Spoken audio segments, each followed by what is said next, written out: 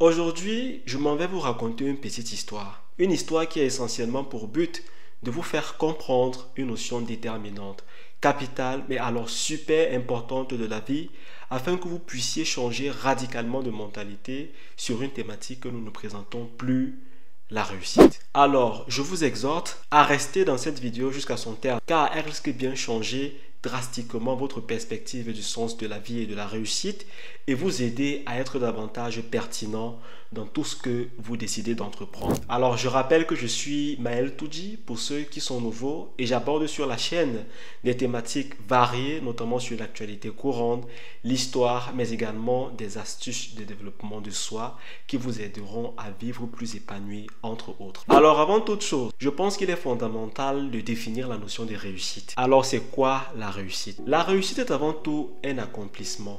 C'est la réalisation de quelque chose de précis et de concret, peut-être un projet, une ambition, un rêve, ou tout simplement la satisfaction d'un idéal profond pour dire quelque chose que notre cœur désire au plus fort. Alors il est important de noter que la réussite pourrait être personnelle lorsqu'elle est attribuée bien évidemment à une seule personne, ou alors collective lorsqu'elle est la résultante de l'effort d'une communauté, ceci dit un ensemble de personnes si vous voulez. Cette définition est alors mais super importante, c'est vraiment de grande nécessité afin que vous puissiez mieux comprendre. Je vous explique pourquoi. Mais avant d'en arriver là, je vais vous la raconter cette petite histoire dont je vous ai parlé en début de vidéo. C'est donc l'histoire d'un jeune homme diplômé d'une grande école, résidant dans un pays d'Afrique centrale et travaillant comme cadre au sein du démembrement d'une entreprise internationale. Le monsieur était marié et vivait depuis 2 ans avec son épouse. Le couple avait de loin une belle vie en comparaison à la moyenne de la population de leur pays de résidence. Je rappelle qu'ils vivaient tous les deux dans un pays francophone en Afrique. Alors, le monsieur touchait environ 900 000 francs CFA de salaire par mois,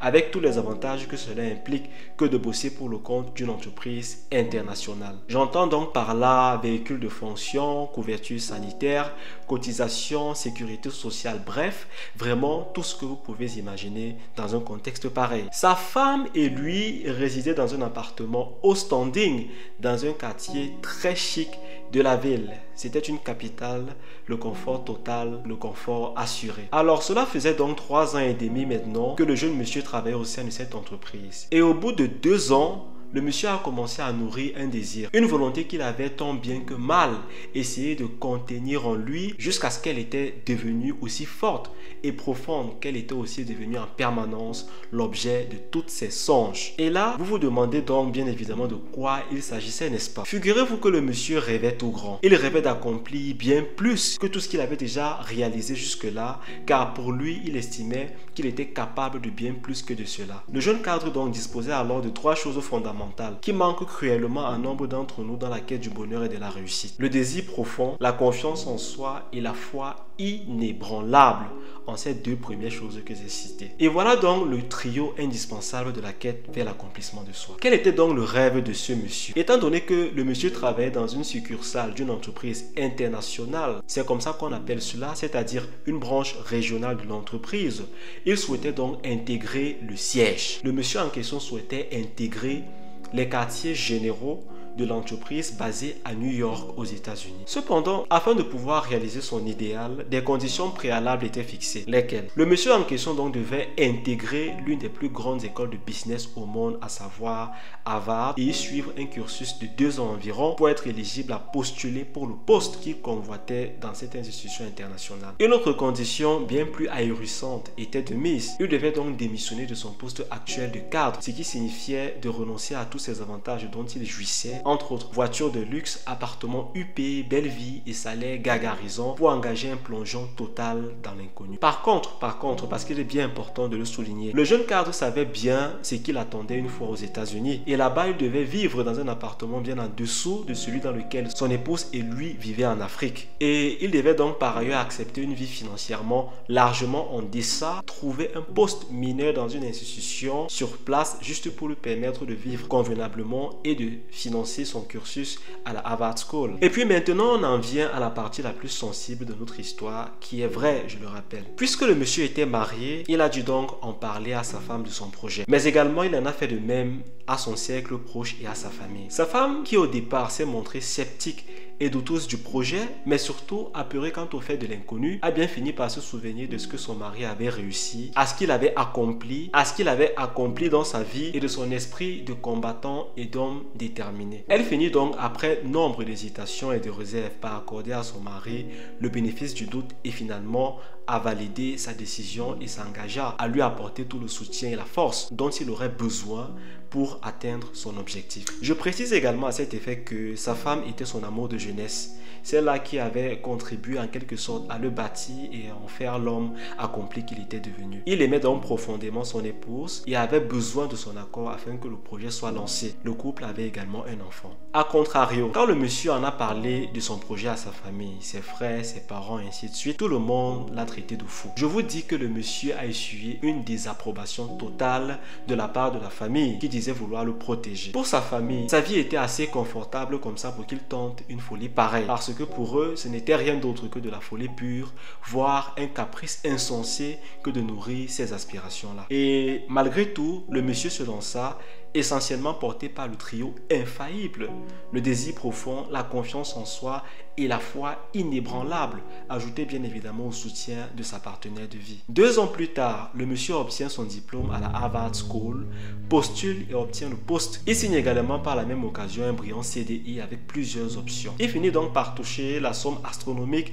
de 20 000 $ américains par mois et fonde dans la foulée une entreprise à laquelle participe grandement son épouse, notamment dans la gestion. Le jeune monsieur donc a positionné 2 de ses frères à la Harvard School et la fille dans un pays en Europe qui suit actuellement un cursus doctorant et vit avec les parents qu'il a également pris soin de faire immigrer pour changer d'environnement. Sa famille, qui était restée sceptique jusqu'au bout, lui a accordé finalement les bénédictions et entièrement donné raison. Il est important de comprendre que cette histoire n'a pas pour but de diaboliser qui que ce soit. Non, la famille n'a pas mal réagi.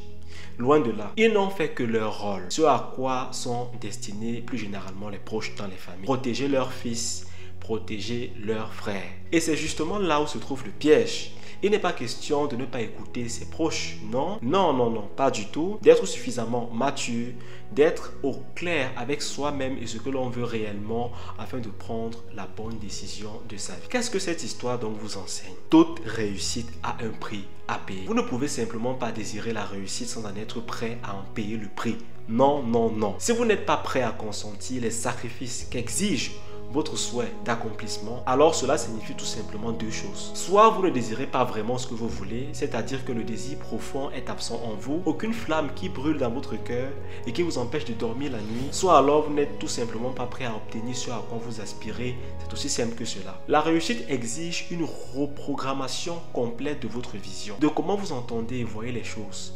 Et c'est une attitude qui différencie les gagnants des perdants, creusant donc entre les deux un immense fossé. La réussite, c'est également le risque. Pas n'importe quel risque, mais un risque calculé. Oui, un risque calculé. Dans notre cas, par exemple, le monsieur s'est assuré au préalable d'un emploi secours dans une banque qui lui a permis de couvrir les besoins nécessaires au suivi de son cursus. Il a donc pris ses dispositions avant de faire le saut déterminant. C'est cela qu'on appelle le risque calculé. Vous devez vous assurer une sécurité, une économie de réserve, un plan de secours qui du moins vous permettra d'avoir un peu d'apnée, le temps de vous dégager et de vous en sortir en cas de naufrage inattendu. La réussite, c'est aussi la chance d'avoir un partenaire qui vous complète. Un mauvais partenaire est susceptible d'avoir une influence drastiquement négative dans votre vie. Un partenaire ou une partenaire qui ne croit pas en vous, qui ne se soucie pas de vos désirs, ou pire, un partenaire ou une partenaire qui vous jalouse littéralement. Oui, car il y a des partenaires, bien évidemment, qui ne souhaiteraient pas que l'autre soit plus accompli financièrement. Cela existe. Surtout chez les hommes, qui voient d'un œil généralement mauvais que la femme puisse gagner plus. Et c'est principalement la raison pour laquelle une bonne base doit être établie entre toutes personnes qui décident de se mettre ensemble et de former un couple. Mais ça, je vous en parlerai davantage dans une prochaine vidéo. Vous me dites dans les commentaires si cela vous intéresse, bien évidemment. Ce monsieur aurait pu échouer. Encore que l'échec n'est pas définitif. il est temporaire. Mais il aurait pu rater son plan et se retrouver en mauvaise posture. Et s'il n'avait rien fait, s'il n'avait rien entrepris, s'il était resté à son poste par complaisance, à jouir de son confort et de ses avantages, il n'aurait jamais pu éclore. Le monsieur, il a rêvé, il a risqué, il a misé et il a réussi. C'est ce qui aura été son secret pendant son parcours. Et vous, quelle compréhension est-ce que vous faites de la réussite? Ce monsieur a-t-il eu raison selon vous? Les commentaires sont ouverts pour échanger à ce sujet. Abonnez-vous, activez la cloche et partagez au maximum à vos proches si vous les aimez. Cela pourrait éventuellement les permettre à eux aussi de faire le pas. Peace.